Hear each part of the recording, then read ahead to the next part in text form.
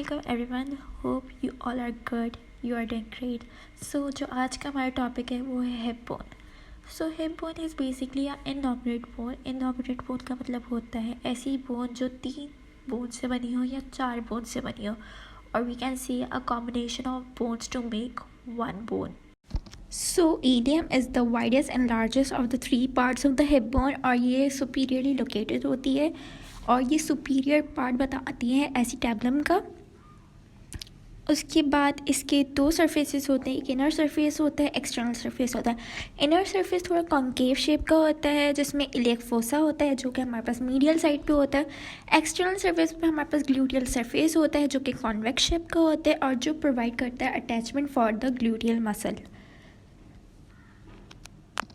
Then it has a greater sciatic notch. Greater sciatic notch क्यों होती है? For the elevation. Now we have pubis. Pubis basically हमारे पास anterior portion होता है hip bone का. इसमें हमारे पास body of pubis होती है, superior ramus होती है, inferior ramus होती है. ramus का मतलब branch होती है.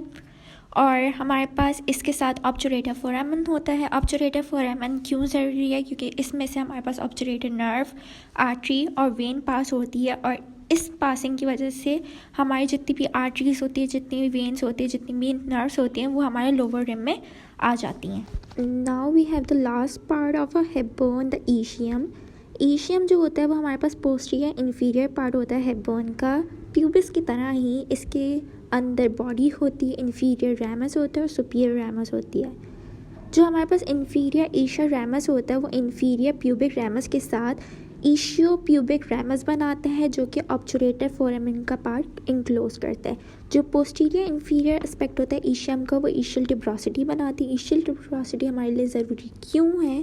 क्योंकि जब भी हम बैठते हैं तो जो सारा वेट होता है वो हमारे पास ईशियल ट्यूब्रोसिटीज़ में फॉल होता है.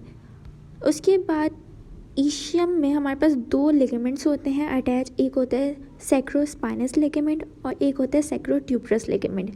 सैक्रोस्पाइनस लिगामेंट बेसिकली हमारे पास ईशियल स्पाइन से सैक्रम तक जाता है और एक ग्रेटर शियाटिक फोरामन बनाता है, जिसकी वजह से हमारे पास न्यूरोवस्कुलेचर आता है लोअर लिम्ब का, जिसमें हमारे पास शियाटिक नर्व इन्वॉल्व होती है.